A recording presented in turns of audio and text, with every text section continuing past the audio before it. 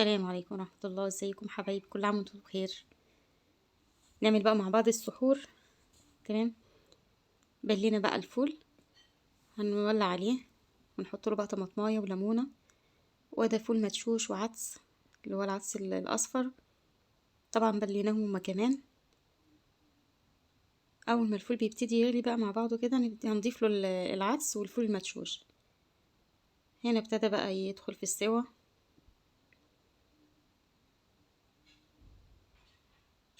ما شاء الله.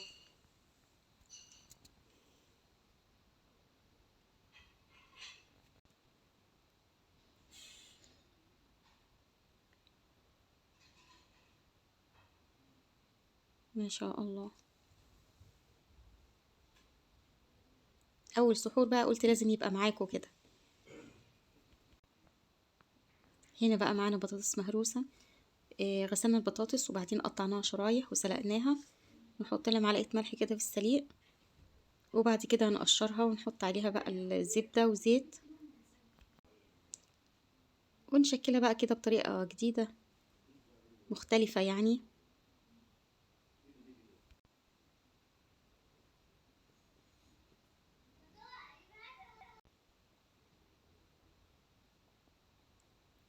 شكلها كيوت.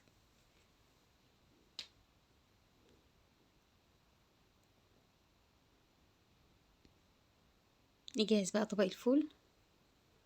طبعا بسيط بقى، شويه فول مع شويه زيت، معلقه طحينه صغيره، شويه كمون، فلفل اسمر، وطبعا ليمون بقى، وبألف هنا. مستوي ما شاء الله، عجميه.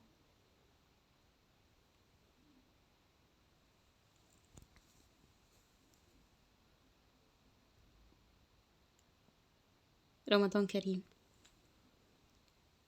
ادي بقى حاطين الطحينه،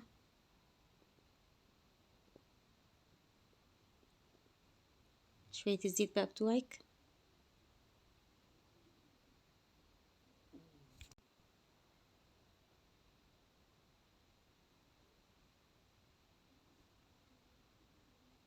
كده كمون،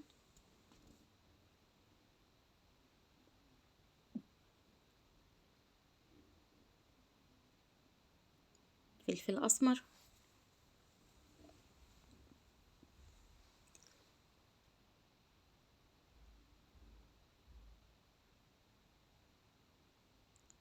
ليمونه بقى كبيره كده محترمه.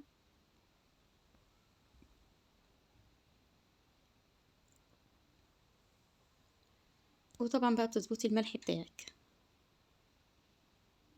وده كان اول سحور معانا بقى. كل عام وانتم طيبين. يا ريت اللي وصل معانا بقى لهنا ما ينساش معانا لايك واشتراك. شكرا حبايبي. في رعاية الله. السلام عليكم.